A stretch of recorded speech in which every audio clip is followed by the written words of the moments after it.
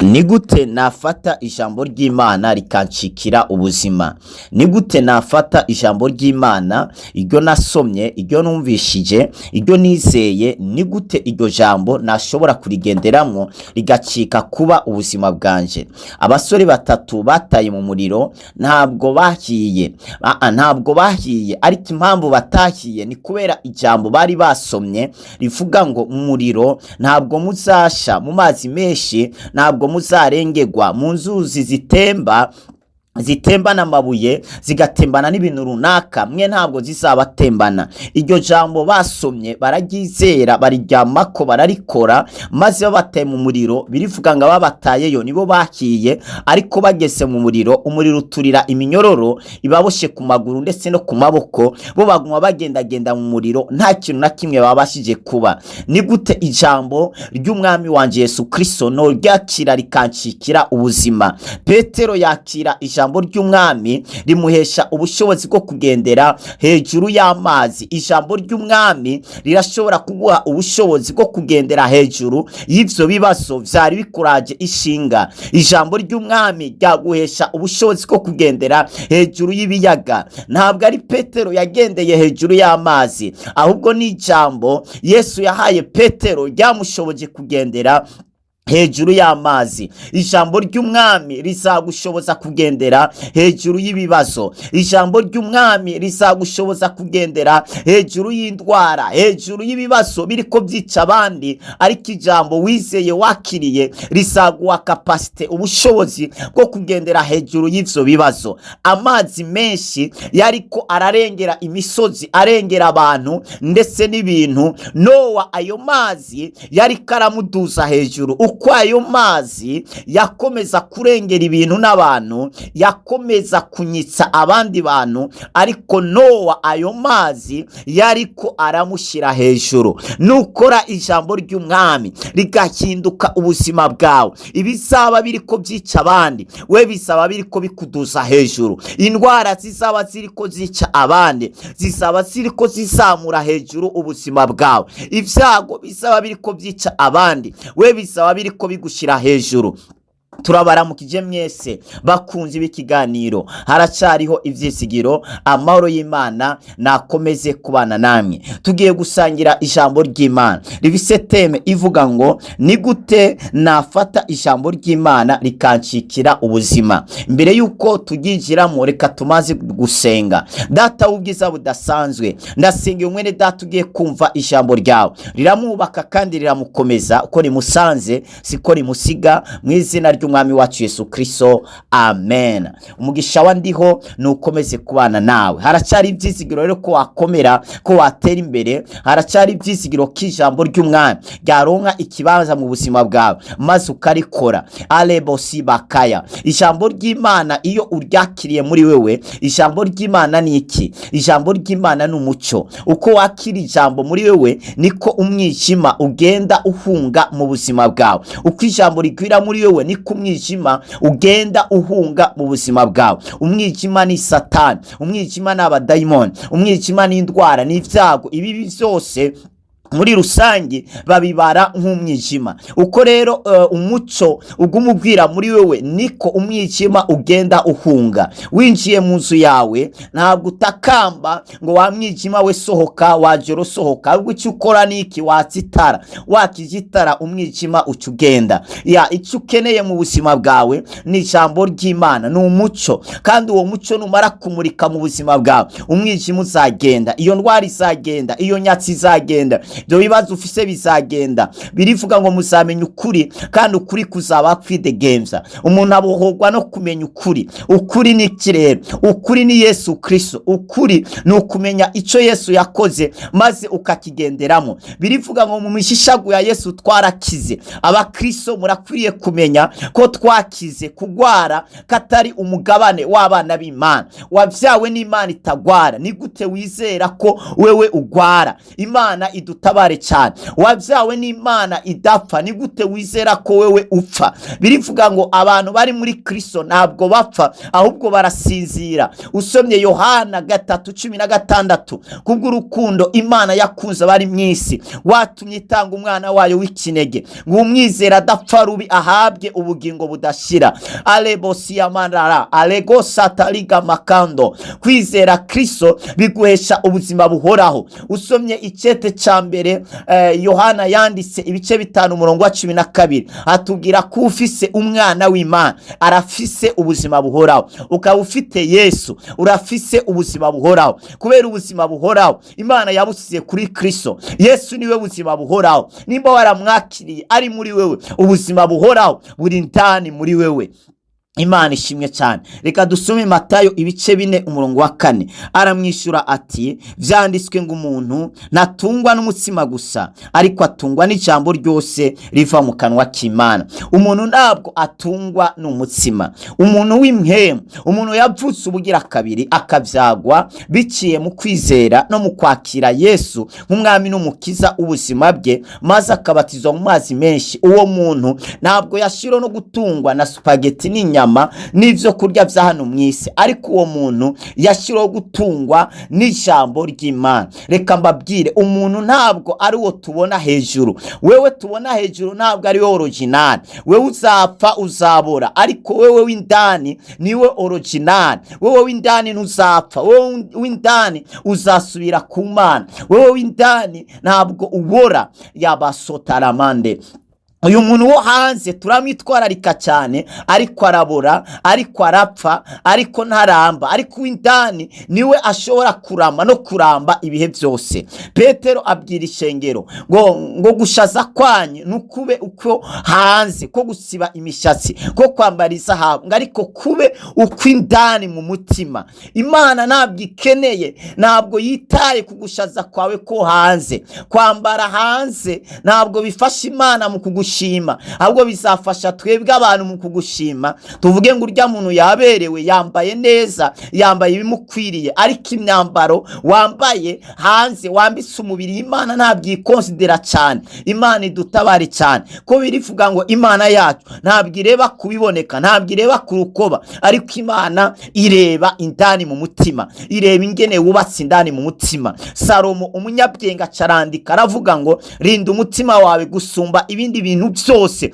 ngo kuko ariho ubuzima bwawe bududubiriza, ariho ubuzima bwawe buri. Ubuzima bwawe buri ndani mu mutima. Ikibi cinjiye mu mutima wawe gishobora kwica n'umubiri wawe, gishobora kwica ubuzima bwawe, kikabuherereza muri Gehinomu. Yesu aravuga ngo nimutinye iyica umubiri, ngo ariko mutinye iyica impwemu ikayiheza muri Gehinomu. Iyo ni Imana Data wa twese. Ntutinye iyica uyu mubiri. Uyu mubiri urasanzwe, uyu mubiri urasanzwe. Aho Salomo yatubwiye ngo si byiza ko umuntu acumuzwa n'akamanyu ku mutsima. Umutsima ufasha iki? Ufasha uyu mubiri kubaho. Mbega kurya birakenewe ku muntu, yego, kubera ibiryo bifasha uyu mubiri kubaho, gutotahara, kumererwa neza. Ariko kurya nibizobuza uyu mubiri gupfa cyangwa kugwara. Ariko umuntu w'indani nawe aragaburirwa. Iyo umuntu avutse ubugira kabiri muri Kristo aba ari umwana mu buryo spirituel, abakeneye ivyo kurya, nawe abakeneye kugaburira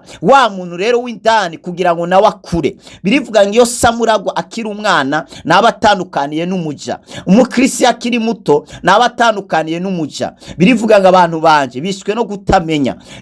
Biciye mu kumenya nibwo impwemu yawe ikura, nibwo impwemu yawe ihaguruka izamuka.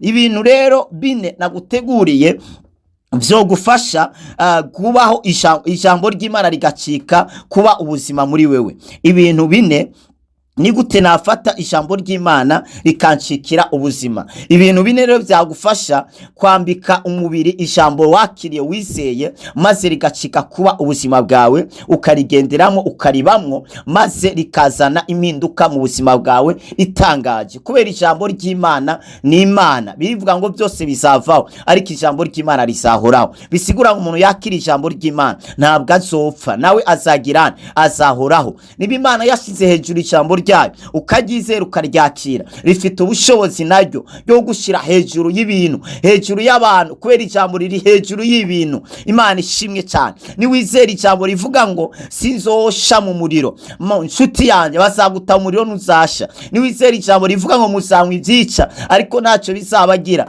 bazaguha sumu, amashano, amaside, ariko umubiri wawe uzaguma ukomeye, kubera umubiri ntabwo ubeshwaho n'ibituruka hanze, ariko umubiri ubeshwaho n'ibituruka indani. Niyo mpamvu rivuga ngo rinda umutima wawe gusumba ibindi byose, kuko niyo ubuzima bwawe bududubiriza. Bisigura ngo ibitunga ubuzima bwawe, bituma ubaho ugubwa neza, ntabwo bituruka hanze, bituruka indani mu mihembo, mu mutima wawe. Ikintu ukwiriye kuzigama gusumba ibindi ntabwo ari uwo mubiri wawe, ahubwo n'umutima wawe, ukawurinda amakuru runaka yoza kuwutusha.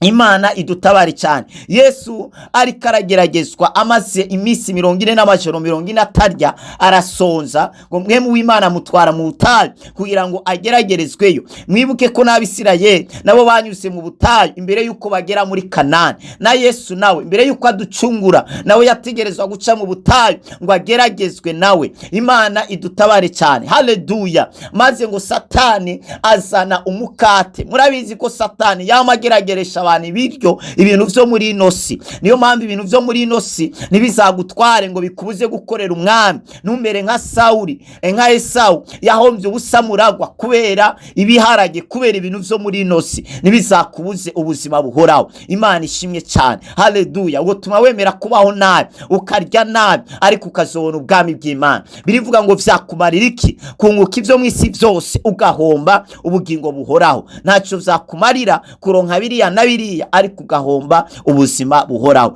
Ntacyo vyakumarira.